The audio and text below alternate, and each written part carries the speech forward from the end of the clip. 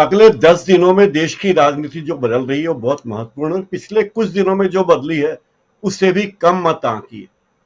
घोसी का चुनाव तो एक नमूना है।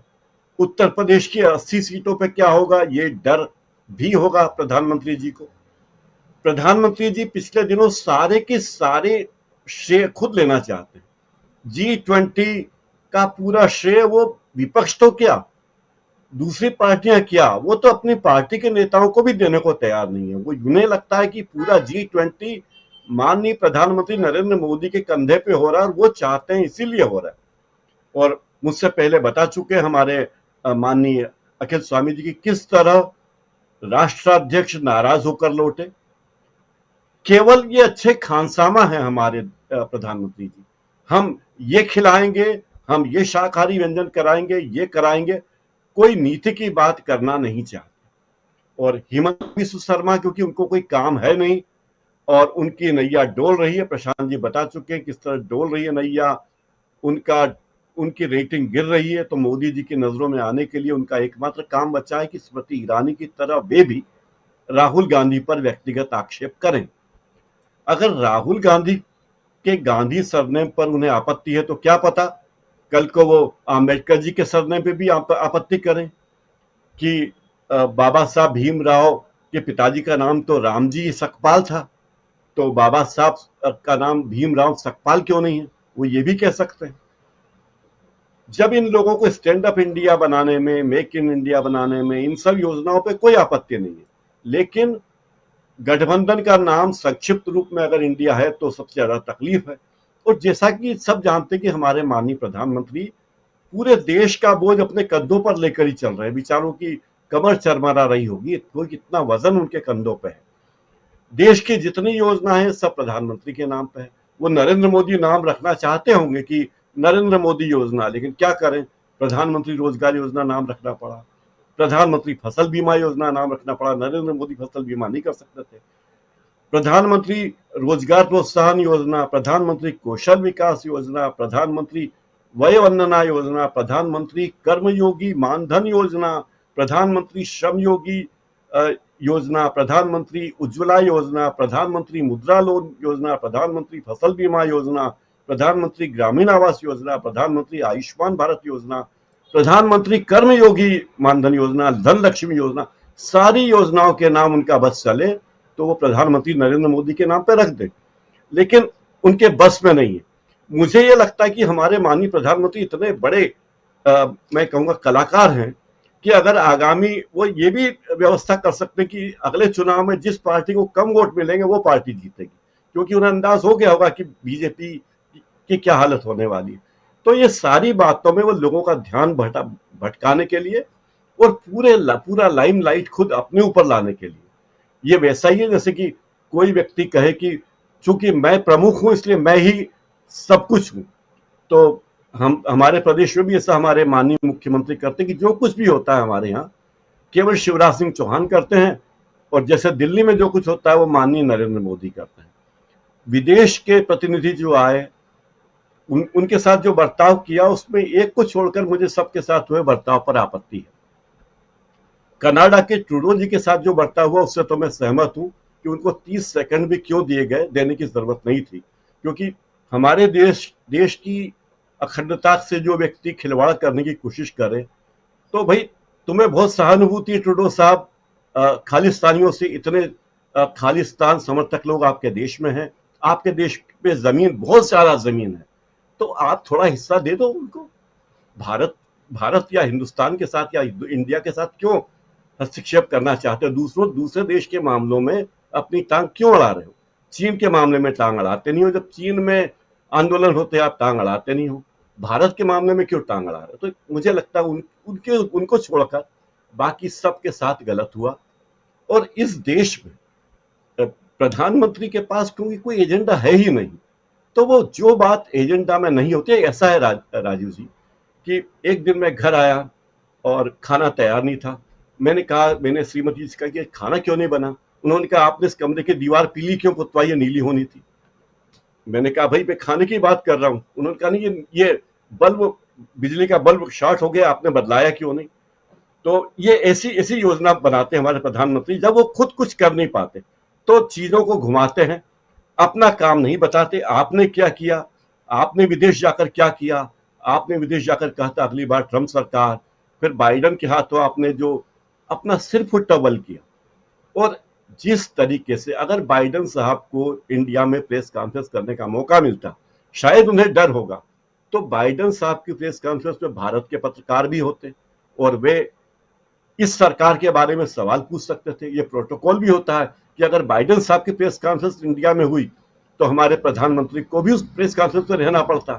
तो वे नहीं चाहते होंगे कि उन्हें उस प्रेस कॉन्फ्रेंस में रहना पड़े, इसलिए उन्होंने कहा कि न रहेगा बांस न बजेगी बांसुरी, भारत में बाइडन साहब को प्रेस से बात करने ही मत दो, क्योंकि उनकी उनकी मजबूरी खत्म हो गई इससे।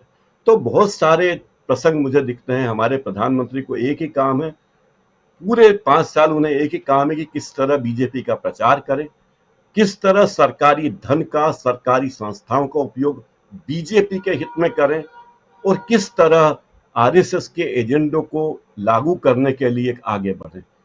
इसके अलावा उनके पास कोई विजन नहीं है। आप विजन की बात करें तो माननीय दीनदयाल उपाध्याय जी का विजन क्या था, मुझे तो आज तक समझ में नहीं आया। तो ऐसे यही उनके विजन है, गुरु गोलवलकर का विजन उनका विजन है, विजन के नाम पर उनके पास यही है। और भारत और इंडिया को लेकर उनकी जो भी मशक्कत, उन्हें लगता है कि अगर इंडिया कहेंगे तो इस संगठन का, इस गठबंधन का प्रचार हो जाएगा, इसलिए उन्हें लगता है भारत कहें। तो ये उनकी मतलब ये दिखाता है कि उनकी मति कितनी बड़ी है। एक श्रीमती इंदिरा गांधी प्रधानमंत्री थी जिनकी मति बहुत बड़ी थी, लेकिन अब जो प्रधानमंत्री हमारे हैं उनके पास मति की थोड़ी कमी है। राजीव जी। श्रीमती इंदिरा गांधी से लेकर आज के प्रधानमंत्री तक, और इन सब के बीच G20 और राहुल गांधी की विदेश यात्रा, G20 से क्या कुछ निकल के आया? क्या प्रधानमंत्री नरेंद्र मोदी विश्व गुरु बन गए? अगर कोई भी व्यक्ति ये चाहेगा कि मैं अपने परिवार के किसी व्यक्ति के खिलाफ चुनाव लड़ूं, तो वो मैं लड़ने वाला नहीं हूं, मैं ये चुनाव नहीं लड़ूंगा। मध्य प्रदेश में लगातार हर दिन कोई ना कोई बड़ा नेता बीजेपी का, चाहे सांसद हो, विधायक हो, पूर्व विधायक हो, लगातार पार्टी छोड़ छोड़कर कांग्रेस में जा रहा है और इससे बीजेपी की बड़ी फजीयत हो रही है। लगातार इसमें सबसे ज्यादा लोग जा रहे हैं चंबल ग्वालियर इलाके के, जो सिंधिया जी का इलाका माना जाता है। यहाँ के बीजेपी के कार्यकर्ताओं का ये कहना है कि जब से दूसरी पार्टी यानी कांग्रेस के लोग बीजेपी में आए हैं तो बीजेपी में हमारा वजूद खत्म हो गया है, हमें कोई पूछने वाला नहीं बचा, पार्टी हमारी बात सुनती नहीं है। और दूसरी बात यह है कि हमारी पार्टी उन लोगों के ब्लैकमेलिंग का शिकार हो रही है। सारे कमाऊ माने जाने वाले पद उनको दे दिए गए हैं और वे खूब पैसे कमा रहे हैं, वसूली कर रहे हैं और न पार्टी फंड में दे रहे हैं, न हमें कमाने का मौका दे रहे हैं। ये बहुत व्यापक नाराजगी बीजेपी में है और इसी नाराजगी का असर देखने को मिला कि बीजेपी इस तरह बौखलाई हुई लगती है।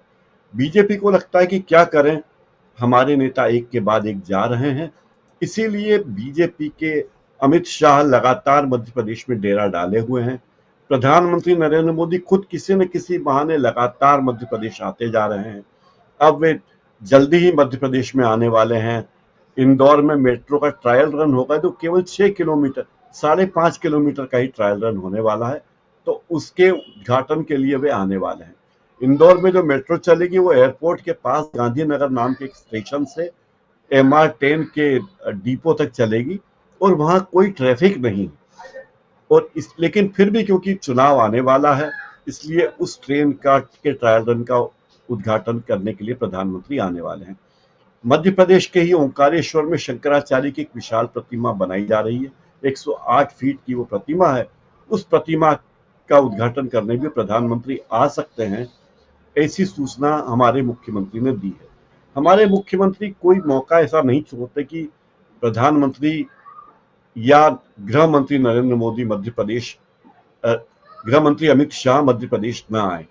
वे दोनों की पूरी सेवा में लगे हैं, तन मन धन से लगे हैं कि वो पूरी किसी न किसी तरह अवश्य आए और मध्य प्रदेश में आए ताकि पार्टी में उनके पक्ष में माहौल बने, लोगों को ये लगे कि शिवराज सिंह चौहान बीजेपी में प्रधानमंत्री नरेंद्र मोदी के खास हैं, वे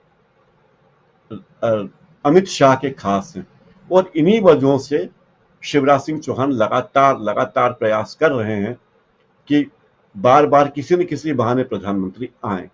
एक और बात है कि मध्य प्रदेश में जो चुनाव होने वाला है, वो चुनाव नरेंद्र मोदी के चेहरे को ही सामने रखकर लड़ा जाने वाला है। तो ऐसी स्थिति में बीजेपी के स्थानीय बीजेपी के पास कोई आधार नहीं है कि वो किस तरह से इस मामले को संभाले। तो उन्हें लगता है किसी भी तरह कैसे भी हो, प्रधानमंत्री अगर मध्य प्रदेश आएंगे तो उन्हें ये कहने का मौका मिलेगा कि देखिए प्रधानमंत्री प्रदेश की कितनी परवाह करते हैं और क्यों वे इतनी चिंता कर रहे हैं। अभी मध्य प्रदेश का हाल ये कि बीजेपी में हर दिन मैंने जो कहा कि नेता छोड़ कर जा रहे हैं, बुरी तरह जा रहे हैं, और ये भी एक कारण है कि हमारे मुख्यमंत्री से डरे हुए हैं। बीजेपी के आला कमान को और बीजेपी के नेताओं को, खास करके आरएसएस के लोगों को, इनमें इसका अंदाज है कि लोग जा रहे हैं। कुछ दिनों पहले वीरेंद्र रघुवंशी गए थे, भंवर सिंह शेखावत गए थे, गिरिजा शंकर शर्मा ने जो कल कमलनाथ से मिले, उन्होंने पहले ही बीजेपी छोड़ दी थी पिछले हफ्ते, लेकिन उन्होंने कांग्रेस ज्वाइन करने की घोषणा नहीं की थी। तब उन्होंने कांग्रेस ज्वाइन करने की घोषणा भी कर दी है। वे खुद भी विधायक रह चुके हैं और नर्मदापुरम की राजनीति उनसे बहुत प्रभावित रहती है। एक और आदिवासी नेता हैं और पूर्व सांसद है माखन सिंह, वो भी बीजेपी छोड़ चुके हैं, और ये भी बीजेपी के लिए चिंता का सबब बना हुआ कि आखिर कैसे माखन सिंह जी को पटाया जाए, लेकिन उन्हें वो अपने पक्ष में नहीं कर पा रहे हैं। माखन सिंह का खरगोन, बड़वानी जिलों में और इन दोनों लोकसभा सीटों पर काफी प्रभाव है। जब राहुल